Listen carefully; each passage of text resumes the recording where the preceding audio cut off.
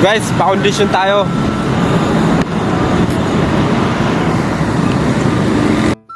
Okay guys, stretching muna tayo. Huwag natin bibiglain ng katawan natin dahil parang ngayon pa lang din ako mag-i-ensayo ulit.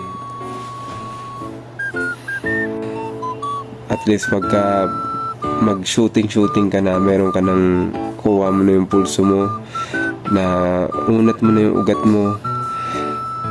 Kayo guys, pagka sasaba kayo sa basketball guys, napaka-importante ng stretching muna.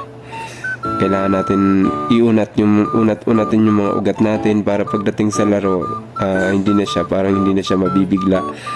Kasi pag binigla nyo yan guys sa laro, sigurado mananakit katawan nyo yan pagka hindi kayo naka-stretching. So kailangan muna natin mag-stretching guys.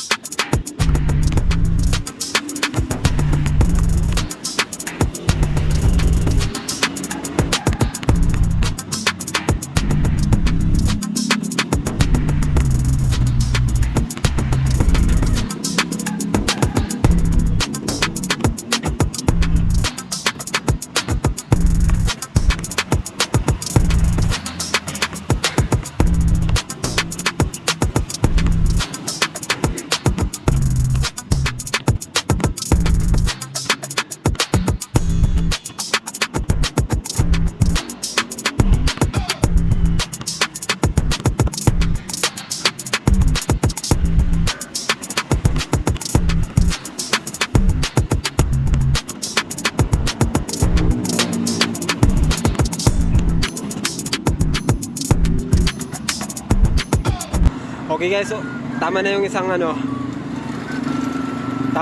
oras na ensayo muna. Huwag natin bibiglain. Kasi ngayon lang ako nag-training ulit sa basketball.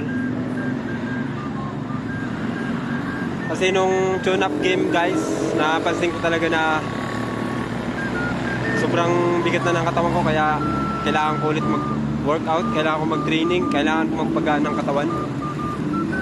Lalo pa ngayon, kasali tayo sa Motivated 3-on-3 kay Rendon Labador.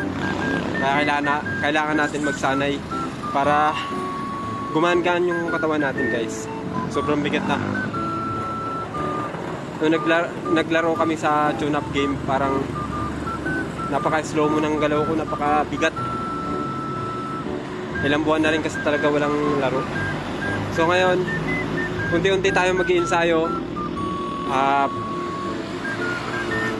Parang balik tayo sa basic guys.